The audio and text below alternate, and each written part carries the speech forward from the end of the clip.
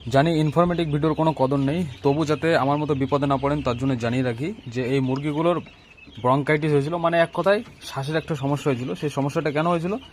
রাত্রে এতটাই ঠান্ডা পড়ছে যার কারণে পর্দা ফেলতেই হচ্ছে, পর্দা না ফেললে ঠান্ডা লেগে যাচ্ছে, আবার পর্দা ফেললেও ঠান্ডা লেগে যাচ্ছে।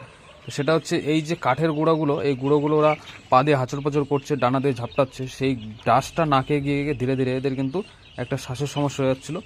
তো এই যে মেডিসিনটা দেখতে পাচ্ছেন, এই মেডিসিনটা আর এই মেডিসিনটাই দুটো একত্রে আজকে 2-3 দিন ধরে চালাচ্ছি।